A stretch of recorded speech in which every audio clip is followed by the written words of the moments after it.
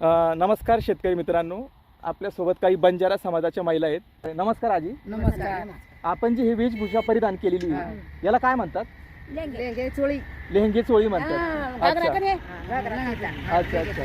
किती वर्षापासून तुम्ही हे परिधान करताय? आमचं लग्न झालं त्याच्यात. आणि आता ज्या नवीन मुली आहेत तुमच्या समाजात, ते साड्या घालतात.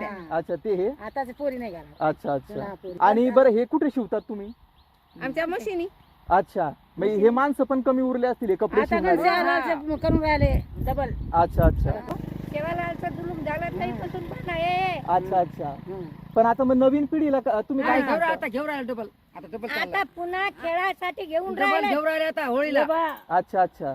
ज्या महिला शहरात राहतात मग ते हे कपडे घालत नाही. ते घेऊन ते राहिले. बी घेऊन राहिले पण घेऊन घालत राहिलेत नाही आता. अच्छा, फक्त सणाच्या टायमाला. आमचं पहिलंच हे जे कळस चालू. अच्छा अच्छा अच्छा. तुमचं कोणतं गाव म्हणलं? जटुकीन गाव. जटुकीन गाव. अच्छा, तुम्ही सगळे तिथलची. आम्ही पिपर खेळ अच्छा, तुमचं नाव सांगा आजी. सत्यभामा राठोड. सत्यभामा राठोड. तुमचं काय आजी? कासाबाई राठोड. कासाबाई राठोड. तुमचं? पार्वतीबाई जाधव. अच्छा, आणि तुमचं? कासाबाई चव्हाण. अच्छा, तुम्ही का घालत नाही आता? आता मी काढे असे आता